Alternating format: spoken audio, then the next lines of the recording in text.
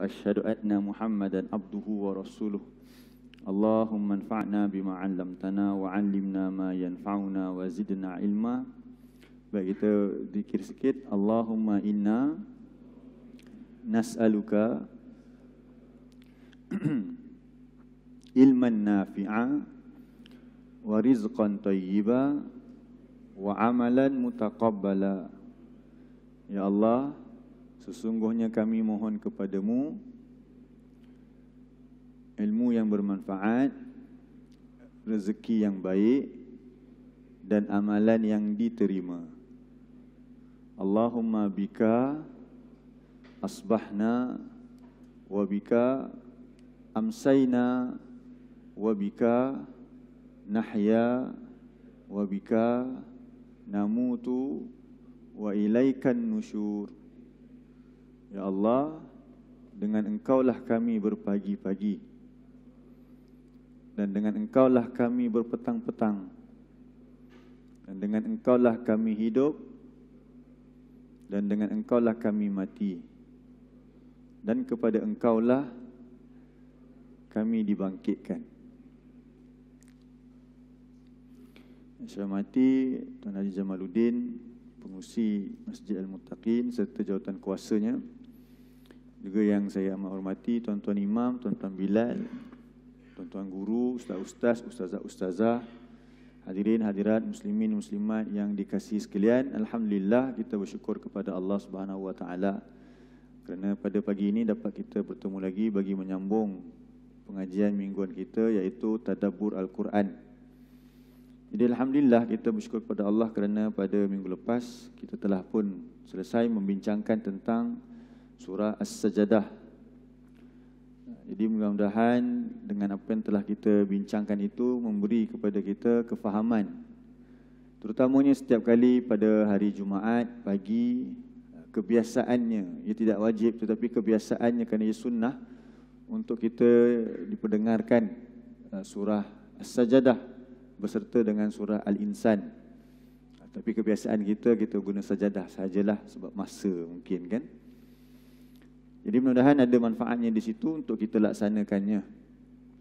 Dan semoga kita terus dapat melaksanakan apa yang terkandung dalam surah As-Sajadah, yang mana Allah mengajar kepada kita tentang perbezaan tidak sama di antara orang yang ingkar, orang yang fajir dengan orang yang beriman. Kan antara bahagian penting dalam surah As-Sajadah, Allah kata apa dia? La yastawun. Tidak sama siapa orang yang insan yang mukmin dengan insan yang fajir. Jadi sepatutnya apa yang kita dapat daripada surah As-Sajadah ialah dapat membezakan insan yang mukmin dan insan yang fajir. Fajir tu pun yang derhaka. Jadi apa maksud tidak sama tu? Baik dari segi bagaimana mereka melihat Al-Quran, tak sama. Orang beriman melihat Al-Quran, mereka terus menyungkur sujud. Orang fajir pula melihat Al-Quran, mereka kata apa dia? Ini apa yang Muhammad ada-adakan.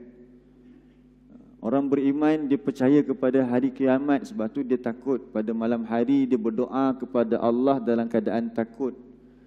Adapun orang yang fajir, mereka kata, kalau kita dah jadi tanah nanti, apakah kita akan dibangkitkan balik? Orang beriman nanti ketika dia mati dalam keadaan mati yang malaikat sambut dengan baik. Orang yang fajir dia mati dalam keadaan malaikat apa kita nak kata, tidak menyambut mereka dengan baik. Orang yang beriman nanti dibangkitkan di akhirat dalam keadaan Allah akan berikan petunjuk kepada mereka untuk sampai ke syurga. Adapun orang yang ingkar, mereka tidak diberikan rahmat daripada Allah di akhirat. Dan akhir sekali orang yang beriman masuk ke dalam syurga, yang mana syurga itu di dalamnya Allah rahsiakan nikmat-nikmatnya. Adapun orang yang ingkar, bila mereka melihat kedahsyatan neraka nanti baru mereka menyesal. Dan yang paling ketara nanti, orang beriman dapat melihat wajah Allah. Adapun orang yang ingkar, orang yang fajir terhalang daripada melihat Allah. Jadi itu antara poin yang penting kita dapat daripada surah As-Sajadah, iaitu perbezaan di antara siapa? Orang yang beriman dengan orang yang fajir atau kafir, iaitu yang ingkar.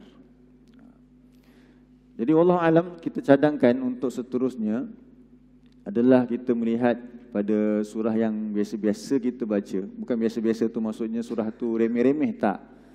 Surah yang sering kita dengar iaitu pada juzuk-juzuk yang ke-30. Kita ambil surah yang ke-78, surah pertama daripada juzuk yang ke-30.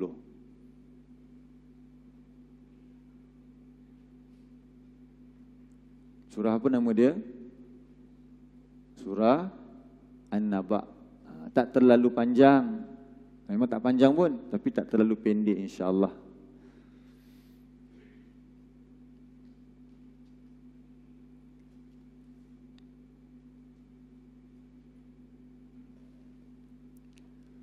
Jadi insya-Allah kita akan lihat hari ini 5 ayat yang pertama daripada surah An-Naba, surah yang ke-78 ayat 1 hingga 5. Boleh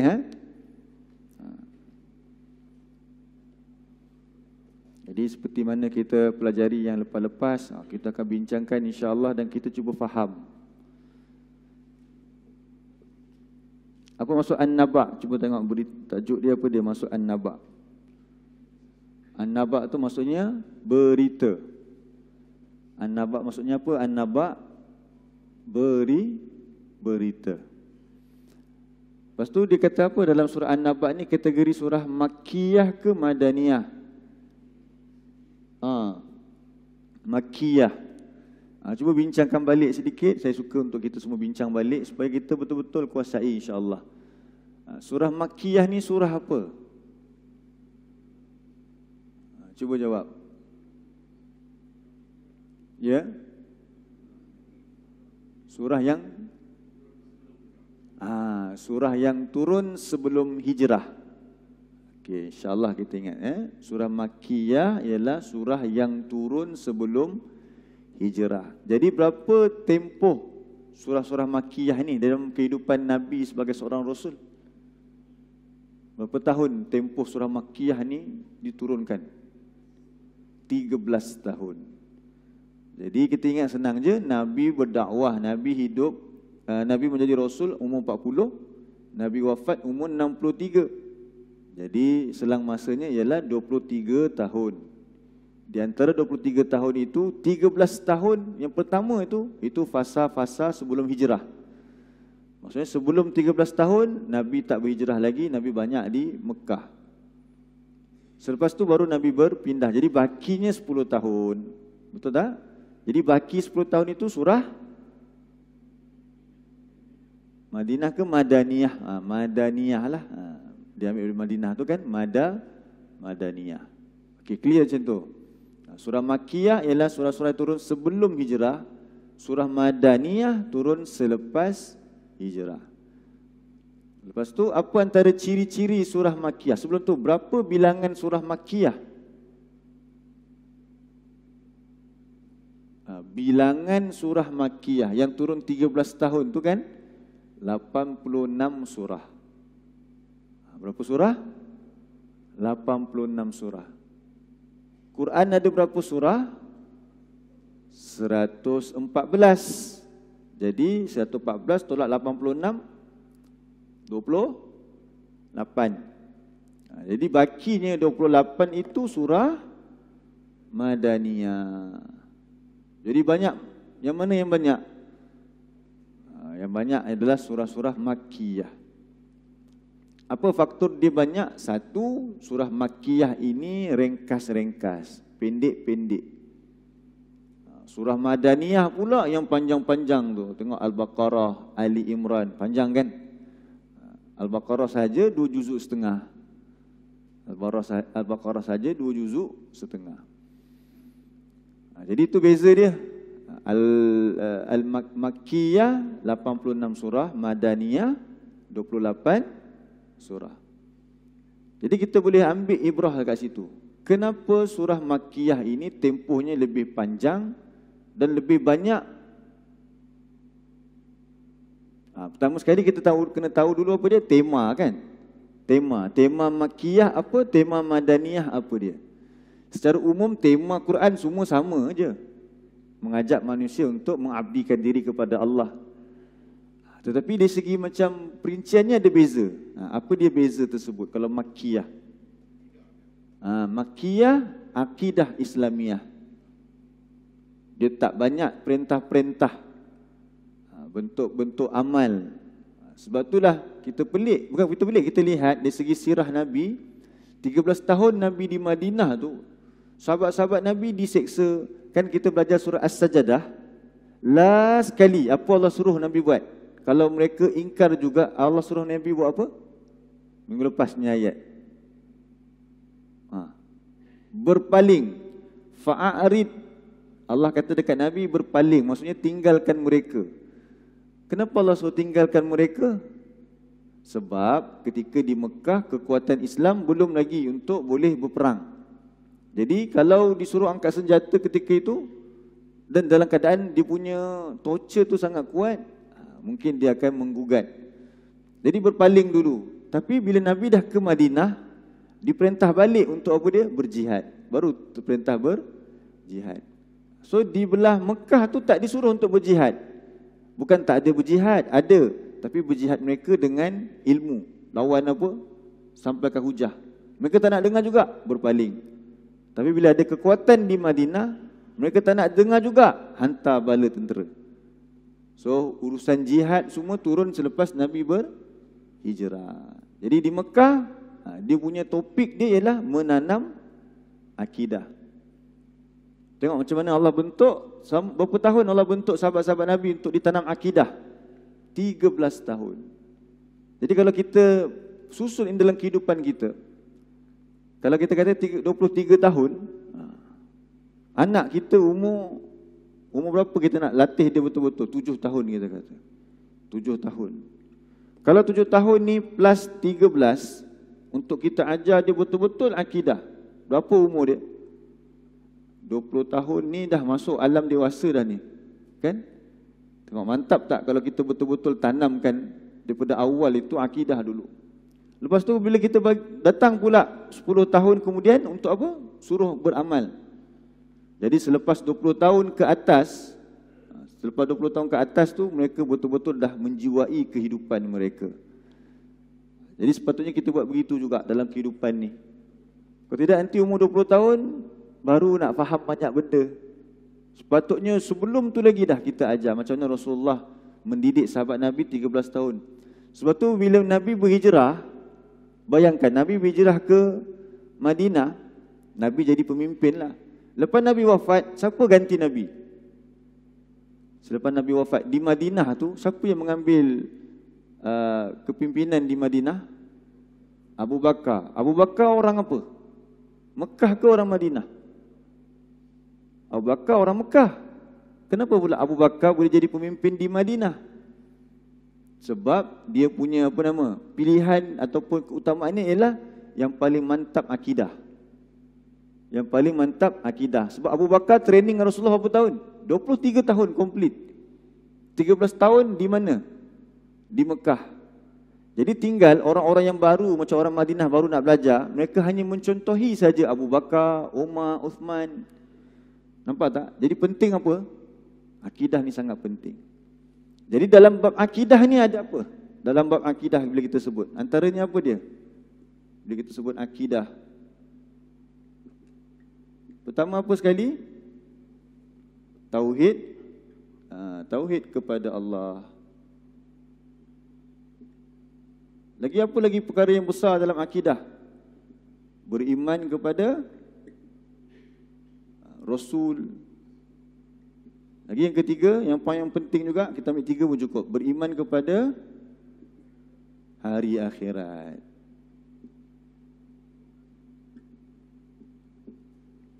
Yang ini nak diajar betul-betul kepada masyarakat semua. Hidup ini kita nak pergi ke akhirat. Kalau tak ada tujuan macam ni dalam hidup, dia akan jadi pecah belah.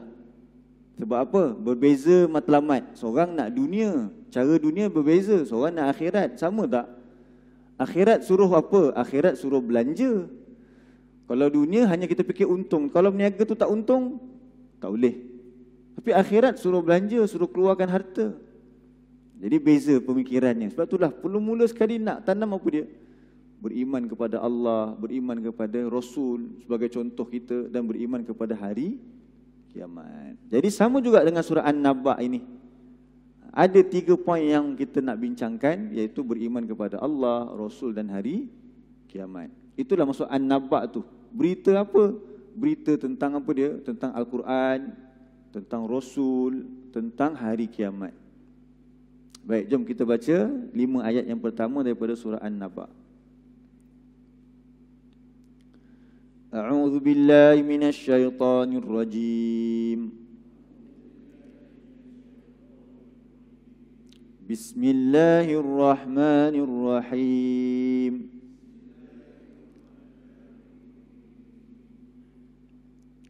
Amma yatasaalun.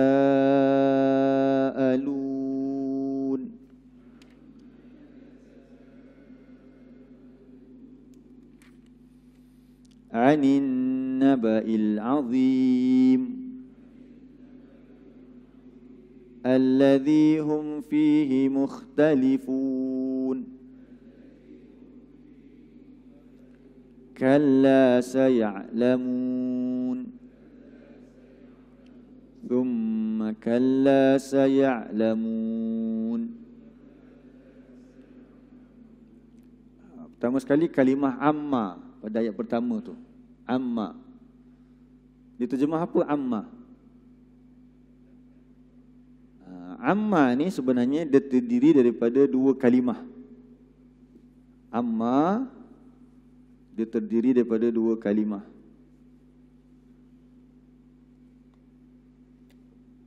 Yang pertama ialah an.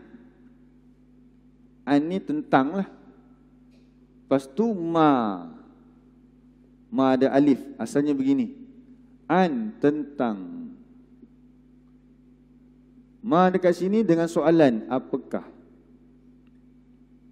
Dipanggil sebagai istifham. Kita sebut istifham. Istifham ni soalan lah.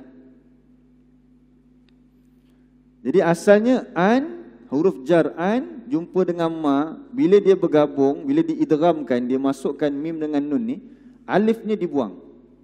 Dia jadi gini. Amma. Amma. Dalam Quran ada juga kita jumpa an ma macam ni. Ada alif. Beza ni, kalau amma dengan alif tentang apa yang. Kalau ada alif. Kalau tak ada alif, terjemah dia apa tadi? Tentang apakah. So sebenarnya ada alif tak dekat mim tu? Ada ya. Sebenarnya dia ada alif kat sini. Tapi digugurkan. Gugur. Untuk apa nak bezakan dengan amma ni tentang apa yang. Kalau apa yang ni namanya isim mausul. Ni isim mausul. Yang belajar bahasa Arab dia tahu istilah ni. Mausul apa, istifham apa dia. Tak sama. Ini baca satulah. Tak boleh baca 2 lah. Amma yatasa, tak boleh lah. Amma yatasaalun. Cara bacaan dia pun tak ada alif lah. Yang ni 2 lah. Okey. So sama kalau kita jumpa huruf jar. Ini huruf jar namanya huruf jar. Jadi contoh lain kita jumpa fi ma, macam ni. Samalah. Pada apakah atau tentang apakah. Tapi kalau jumpa fi ma ada alif macam ni. Tentang atau di dalam apa yang. Ada alif je jadi apa yang. Ini kaedah ni. Kalau fi ma pada apakah. Ataupun apa lagi. 5 tak ada alif. 5. Mengapakah 5? Atau bagi apakah soalan. Mesti soalan. Tapi sebenarnya asalnya apa? Ma. Semua asalnya adalah ma. Yang dibuangkan baru jadi soalan. Kalau dia tetap ada alif, contohnya 5 macam ni ada alif. 5 bagi apa yang. Bagi apa yang. Dan seterusnya lah contoh-contoh yang lain. Jadi dibuka surah An-Naba dengan soalan.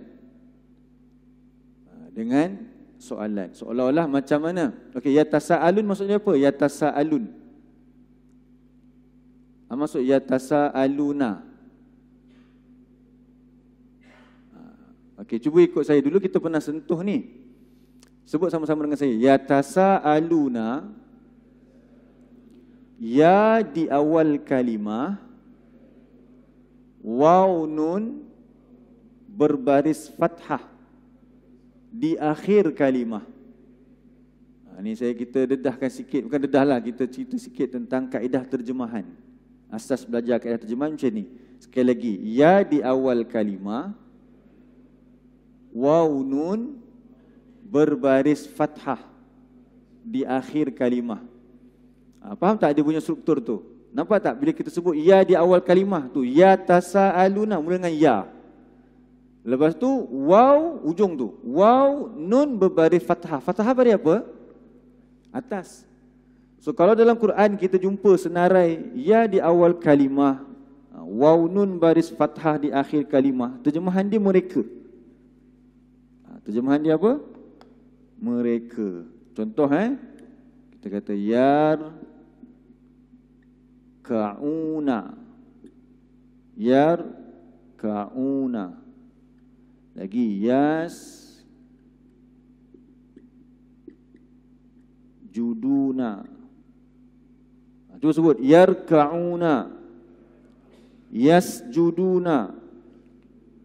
Ya di awal kalimah, waw nun berbaris fathah di akhir kalimah. Jadi yang saya merahkan ini maksudnya apa? Mereka. Okey, kalau yarkauna, ya di awal kalimah, waw nun baris fathah ni mereka, tinggal apa je huruf dia? Ra, kaf, ain. Apa dia ra, kaf, ain? Apa terjemahan yarkauna? Mereka ruqa'. Mereka mana datang? Ya di awal kalimah, waw nun baris fathah, ini mereka. Jadi huruf yang tak sentuh lagi apa? Ra, kaf, ain, ruqa'. Jadi apa maksud yarkauna? Mereka ruqa'. Kalau yasjuduna, ya di awal kalimah dengan waw nun baris fathah, ini mereka. Dia package dah. Tinggal apa? Sin, jim, dal. Apa dia sin, jim, dal? Sujud. Terjemahkan yasjuduna, mereka sujud. Mereka sujud. Jadi kalau buat 15 lagi latihan, fahamlah nanti. Cuma tak sempat untuk kelas tadabbur untuk kita latih yang inilah. Kita kena buat kelas terjemahan. Cuba tengok ayat 4, sama tak ayat 4 tu? Ayat 4, sin tu kita buang. Ayat 4, tinggal ya'lamuna. Ayat 4 surah An-Naba ini kan saya'lamuna. Okey, sin tu perkataan lain, sa tu perkataan lain. Tinggal apa? Ya'lamuna. Sama tak kaedah tadi? Ada tak ya di awal kalimah, waw nun baris fathah? Ada? Itu maksud apa tadi? Ya di awal kalimah, waw nun baris fathah? Mereka. Jadi ain lam mim. Apa dia? Ain lam mim. Ilmu ataupun pengetahuan. Jadi ya'lamuna, mereka mereka mengetahui. Nampak? Kita boleh belajar insya-Allah. Kalau kita belajar sikit-sikit, berdikit-dikit ni, lama-lama kita boleh terjemah Quran. Kita penting sangat-sangat. Saya memang sentiasa kita mengajak untuk belajar bahasa Arab ni kerana apa? Kalau dapat jadi sampai pakar, alhamdulillah. Tak mustahil, tak mustahil. Tapi sekurang-kurangnya bila ada asas, nanti bila kita tadabbur, ada istilah yang kita kena guna sikit. Macam contoh sebelum ni surah As-Sajdah, ingat tak? Kita kena explain dalam bahasa Arab punya kaedah sikit. Jadi kalau kita tak nampak langsung term tu, tak tahu atau tak boleh nak bayang, payah sikit. Itu je. Jadi bukan nak jadi pakar, tapi kalau dapat jadi pakar, alhamdulillah, kan? Betul tak? Betul-betul faham. Tidak mustahil. Tetapi sekurang-kurangnya apa dia? Kita ada asas supaya dalam kelas tadabbur kita nak gunakannya. Sebab tu belajar bahasa Arab bukan tujuan nak belajar bahasa Arab, itu tujuan dia. Tujuan belajar bahasa Arab untuk nak memahami Al-Quran. Apa tujuan belajar Nahu? Kadang-kadang kita kata belajar Nahu susahnya nak i'rab. Tapi tujuan belajar nahwu itu sebenarnya nak pergi kepada faham Quran. Baru kita akan rasa bersemangat nanti belajar. InsyaAllah. Okey, balik-balik terjemahannya. Amma yatasaalun. Jadi tentang apakah yatasaalun mereka. Mereka tu mana datang? Ya di awal kalimah waw nun bari fathah.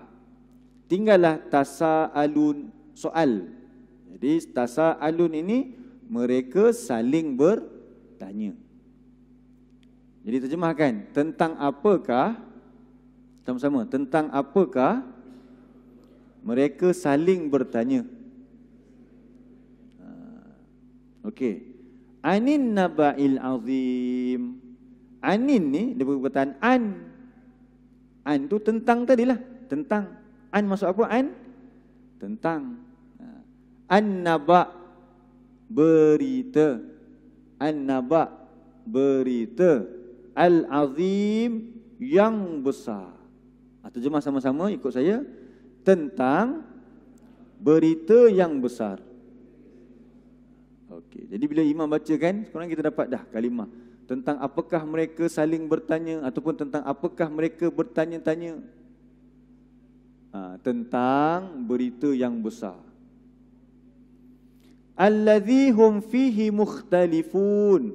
Ikut saya. Allazi, iaitu yang, ataupun yang pun cukup dah. Yang hum. Hum apa hum? Hum tu kata ganti nama. Mereka. Hum. Fihi tu ada dua kalimah. Satu fi. Kedua hi. Fi tu apa dia? Fi tu kita boleh terjemah juga dengan tentang. Atau tentanglah senang. Tentang. Hi-nya. Tentangnya. Mukhtalifun. Ini pun ada kaedah ni. Tapi tak apa. Nanti akan datang saya ajar kaedah. Ini kaedah lain. Walaupun belakang dia ada waw nun. Di awalnya bukan ya. Kalau tadi yatasaaluna di awalnya ada huruf ya. Yang ini tak ada huruf ya. Dia ada waw nun je belakang. Depan dia bukan huruf ya. Jadi terjemahan dia macam ni. Orang-orang yang berselisih. Okay, sekali lagi. Yang mereka tentang